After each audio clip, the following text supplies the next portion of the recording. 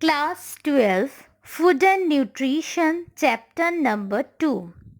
Hello students, I'm your food and nutrition teacher Sukanya ma'am, assistant teacher of Barakpur Senate Public Higher Secondary School. Today we will discuss about the digestion and absorption part 1. First, what is digestion? Digestion is the process of biochemical transformation of complex and larger food particles in the gut enzymatically into a simple form suitable for absorption and assimilation. The complex and the higher molecules being unsuitable for absorption. तो हम जो भी खाना खाते हैं usually वो complex form में रहते हैं जो कि हमारे बॉडी में एब्जॉर्ब नहीं होगा. तो ये कॉम्प्लेक्स फूड हमारे बॉडी में फर्स्ट डाइजेस्ट होके सिंपल फूड में कन्वर्ट हो जाता है, फिर वो इजीली एब्जॉर्ब होता है. For the process of digestion the followings are needed.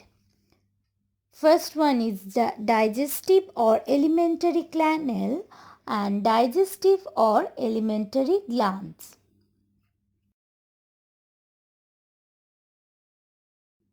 Digestion of carbohydrate. Monosaccharide जो है वो सिंपल फॉर्म होता है और उसका कोई डाइजेशन रिक्वायर्ड नहीं होता, बट पॉलीसेकेराइड्स एंड ओलिगोसेकेराइड्स उन लोगों का डाइजेशन होता है. Carbohydrate digestion in mouth.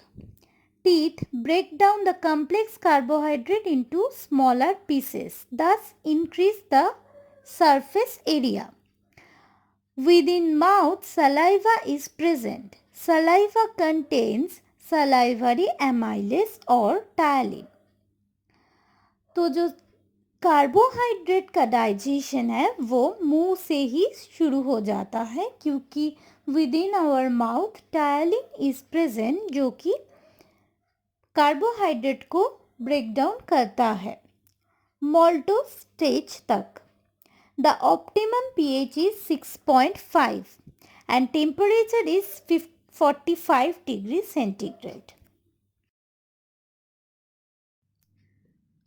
So, only the carbohydrate digestion starts within our mouth. So, carbohydrate digestion कैसे माउथ में होता है वो हम एक फ्लो चार्ट के मदद से और अच्छे से समझेंगे. First, boiled starch will be converted to soluble starch by the action of tyalin or salivary amylase. Then soluble starch will be converted to erythrodextrin and maltose. After that, erythrodextrin will be converted to acrodextrin and maltose.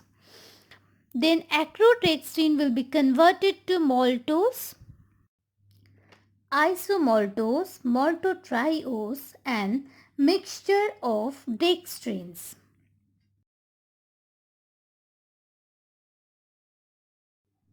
Carbohydrate digestion in pharynx and esophagus.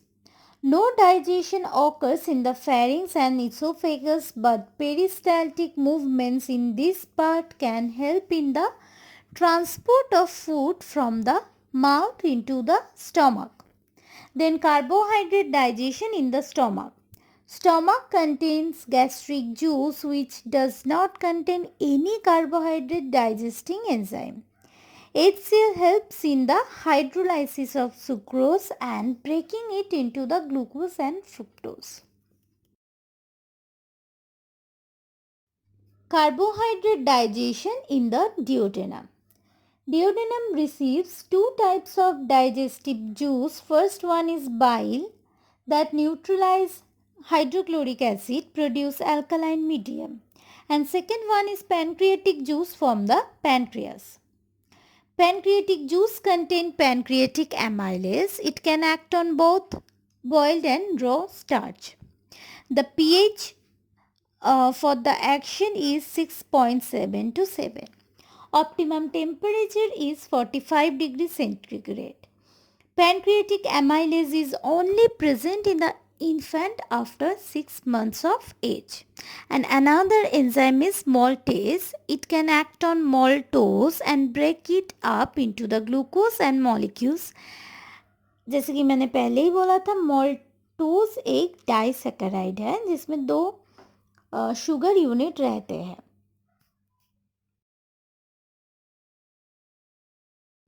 Carbohydrate digestion in the ileum.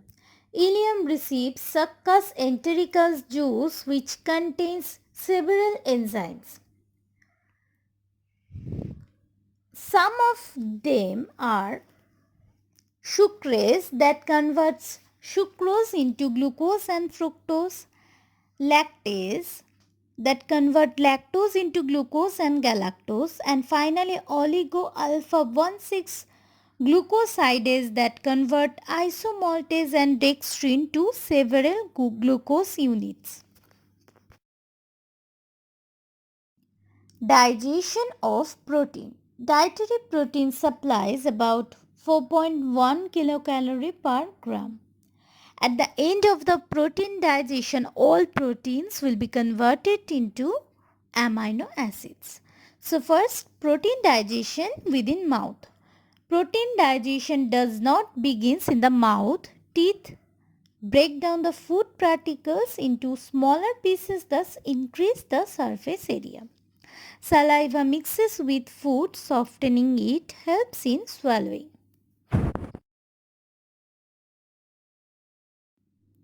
Protein digestion in the pharynx and esophagus. No digestion occurs in the pharynx and esophagus, but peristaltic movements in this part can help in the transport of food from the mouth into the stomach. Next, protein digestion in the stomach. Stomach contains peptic cells that secrete pepsinogen, an inactive protein digestive enzyme. About 10 to 15% digestion occurs in the stomach. Other protein digesting enzymes like cathepsin, parapepsin, gastrin are also present in the stomach. Digestion of protein by pepsin. The optimum pH is 2. The optimum temperature is 40 degrees centigrade. Pepsinogen क्या है? वो एक inactive form है. इसको हम zymogen भी बोल सकते हैं. So it will be converted to the active form with the help of HCl.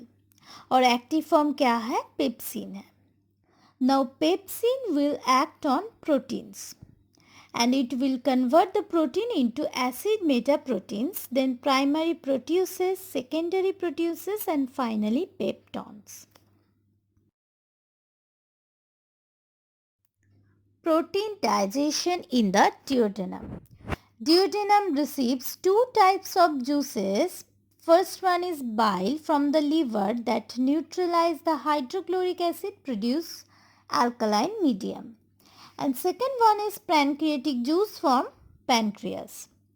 Pancreatic juice is rich in protein splitting enzymes. It contains proteolytic enzyme like trypsin. Pancreatic juice also contains trypsinogen, elastase, collagenase, etc. enzymes. So trypsinogen is a inactive form or zymogen that will be converted to trypsin, that is a active form. It will be converted to trypsin with the help of arginine and calcium 2+ ion. And the enzyme involved will be enteropeptidase. So digestion of protein by trypsin, the optimum pH is 8.9 to 9.7. Temperature is 40 degrees centigrade. Trypsin can act on both native protein as well as upon the products of protein. So protein will be first converted to alkaline metaprotein, then primary produces, secondary produces peptones, smaller peptides, polypeptides, and finally to the amino acids.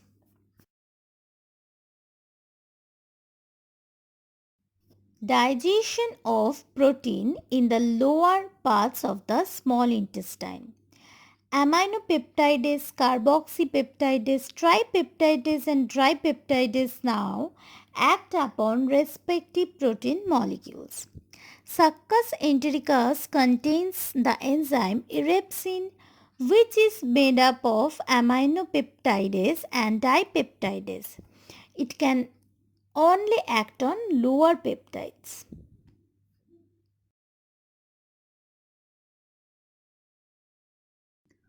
Hope you all understand what we have learned today. Thank you, students.